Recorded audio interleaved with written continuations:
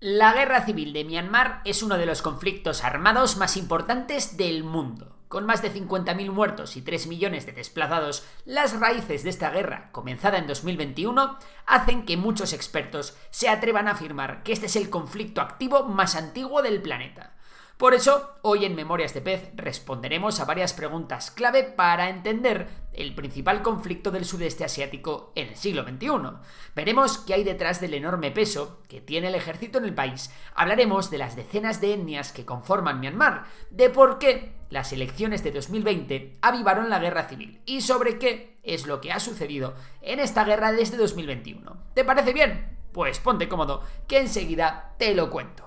Para hablar de la historia de Birmania, u oficialmente la República de la Unión de Myanmar, hay que hablar del Tatmadaw. Tatmadaw se traduce del birmano como Fuerzas Armadas, y estas son el gran protagonista de la vida política del país desde que este ganó su independencia del Imperio Británico en 1948.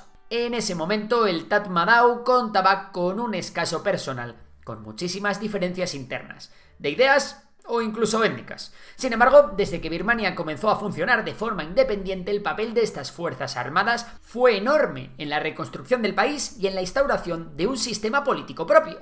Al mismo tiempo, el comienzo de la etapa independiente dio paso al inicio de varios conflictos con algunas de las etnias asentadas en Birmania, conflictos que aún perduran. Por ello, la guerra que se avivó en 2021 en realidad puede rastrearse hasta el año 1948. Con más de 7 décadas de duración, estaría a la par con conflictos como el coreano, que se inició en 1945. Volviendo al Tatmadaw, sabemos que su influencia va más allá del campo de batalla. En 1962 dio un importante golpe de estado. Esta jugada la repitieron en 1988 y de nuevo en febrero del año 2021, y entre medias hubo largos periodos autoritarios. En el siglo XXI, si bien se pusieron en marcha una serie de reformas democráticas que fueron elogiadas por gran cantidad de países, las persecuciones étnicas nunca cesaron. Además, en la Constitución de 2008 se seguía reservando 3 ministerios para los militares, junto a una parte importante de la Cámara Baja. Con todas estas concesiones, la opinión pública ha dejado de apoyar al Tatmadaw con el paso del tiempo. A pesar de todo ello, el apoyo económico y sus grandes recursos humanos mantienen a las Fuerzas Armadas como el actor más poderoso del país. Y es que a las Fuerzas Armadas se les destina un 4% del PIB del país.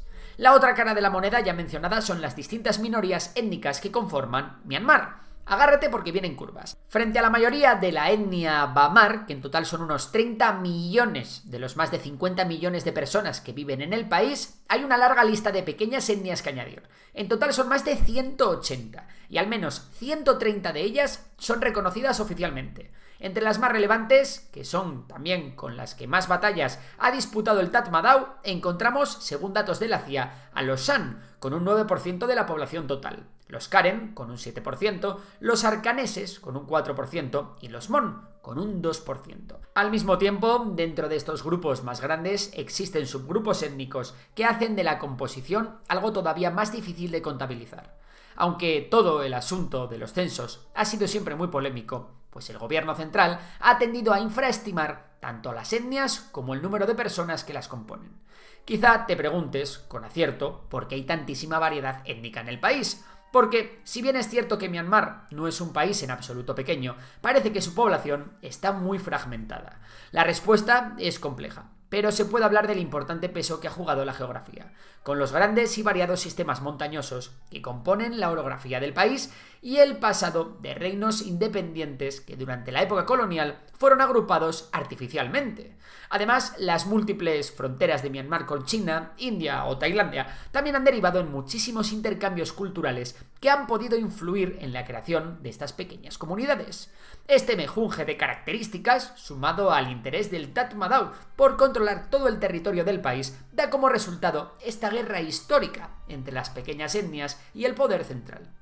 En este punto tendrás muchas ganas de saber qué ha pasado para que lo que parecía un conflicto algo menor y a priori controlado diese el gran salto violento que ha tenido en los últimos años. Pues bien, para responder a esto tenemos que ir a las elecciones de 2020. El sistema electoral birmano es una copia del modelo de Reino Unido. o del de Estados Unidos, y es herencia de su pasado como colonia. Aquí el ganador del distrito electoral se queda con todo el premio. Esto hace que, por tendencia, tengamos dos partidos principales que compiten por llevarse los votos. El primero de ellos es la Liga Nacional por la Democracia, o NLD por sus siglas en inglés. Este partido está liderado por Suu Kyi.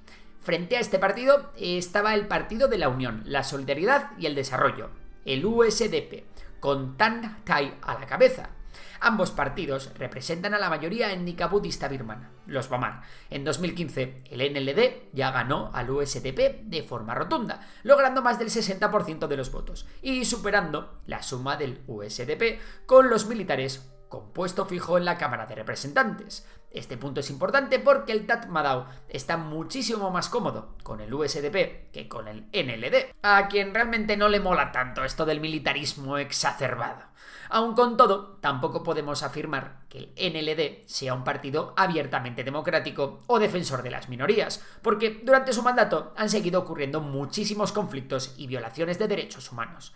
De hecho, durante uno de los conflictos más importantes, el de Rohingya, se celebraron las elecciones de 2020. Con algunas limitaciones censales en las zonas de guerra, el NLD volvió a vencer con una holgada mayoría de los votos. Sin embargo, esta vez no hubo aceptación de la derrota y tanto el USDP como el Tatmadaw advirtieron de alteraciones en el proceso electoral. A pesar de que las elecciones contaron con observadores internacionales que no alertaron de nada grave más allá de las limitaciones en las zonas conflictivas que afectaron a cerca de 2 millones del total del censo electoral, la oposición reclamaba una repetición electoral justa.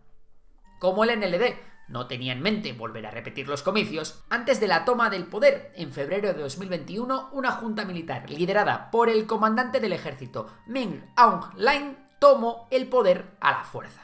Así es como llegamos a la nueva fase del conflicto civil en Myanmar. Una vez la junta militar tomó el poder, prometió unas futuras elecciones limpias, al mismo tiempo que instauró un estado de emergencia en todo el país. Este movimiento minó la llama a la valoración que tenía la opinión pública del Tatmadaw, y miles de birmanos salieron a las calles para protestar pacíficamente. La respuesta de la Junta fue contundente y en las primeras semanas desde su golpe hubo más de 500 civiles muertos en un intento de reprimir las protestas. La situación dio un vuelco a la guerra de las minorías étnicas, al levantarse una buena parte de la población civil Bamar también contra el Tatmadaw. Además, se unió un nuevo protagonista en el conflicto. En abril de 2021 se crea el Gobierno de Unidad Nacional de Birmania, el NUG, que es la agrupación de funcionarios, cargos políticos y miembros del NLD que se consideran los gobernantes legítimos. Este gobierno, y digo gobierno con bastantes comillas, creó también las PDF, las People's Defense Forces, su rama militar. Antes de seguir, vamos a repasar los principales bandos que tiene la guerra después del golpe de 2021. En primer lugar está la Junta Militar, que es básicamente el Tatmadaw. Cuenta con el control de las instituciones y domina la mayor parte del territorio del país, pero tiene limitados aliados internacionales. Principalmente consigue armas a través de Rusia y China, aunque este último no aprueba del todo el movimiento del golpe militar y los métodos sangrientos que ha conllevado. Dentro de Myanmar, el apoyo al Tatmadaw se ha reducido por culpa de la violencia ejercida contra los manifestantes. Desde hace unos años, los militares se han convertido casi en una secta, según señalan varios analistas, pues son principalmente los hijos de los militares que continúan con el legado familiar. Pasando a los grupos étnicos, aquí no hay un único bando, pero sí que tenemos un grupo principal, la Alianza de las Tres Hermandades. Con este nombre, que parece sacado de un videojuego, se unen el ejército de los Arakan, el Ejército Nacional Democrático de Myanmar y el Ejército de Liberación Nacional de Tang. Las técnicas de combate aquí son bastante similares dentro de todos los grupúsculos, pues los rebeldes se mueven en guerras de guerrillas y pelean especialmente bien en los terrenos montañosos. Por último, está el brazo armado del Gobierno de Unidad Nacional. La PDF está respaldada por las milicias étnicas que le ofrecen sus técnicas de combate, experiencia y coordinación en su alianza estratégica. Pero mucho ojo a esto, porque la alianza es más por tener un enemigo en común que por existir fraternidad alguna entre los grupos. De hecho, ya ha habido bastantes roces con ciertas partes de la Alianza de las Tres Hermandades, y no está claro que si acaba la guerra con la Junta Militar, a esta no le siga otra entre las PDF y los grupos étnicos. Ahora, con los bandos claros, veamos cómo va la guerra. Lo cierto es que el Tatmadaw ha sufrido infinidad de reveses en la guerra desde el golpe de 2021. Su posición nunca había sido tan débil, ni militar ni políticamente, y posiblemente el final del conflicto pase por su salida del poder. Como síntoma de esta debilidad, en septiembre de 2024, el Tatmadaw propuso al NGU, es decir, al otro gobierno, y a las milicias étnicas un acuerdo que traería la paz y convocaría unas elecciones. Las otras dos partes rechazaron el acuerdo de forma tajante porque se ven más cerca de la victoria y también porque creen que la Junta debe responder por sus crímenes. La mala posición de la Junta se recrudeció mucho después de la Operación 1027. Una operación que resultó en la coordinación de un montón de pequeños ataques a multitud de puntos de control de la Junta. Desde entonces han perdido zonas muy importantes para el comercio en pasos fronterizos con Tailandia y China. La fragilidad de la Junta se volvió a hacer evidente tras el intento de acuerdo de paz fallido, pero también después de intentar instaurar el reclutamiento obligatorio, porque este, lejos de atraer efectivos al Tatmadaw, resultó en muchos jóvenes hundiéndose al bando contrario.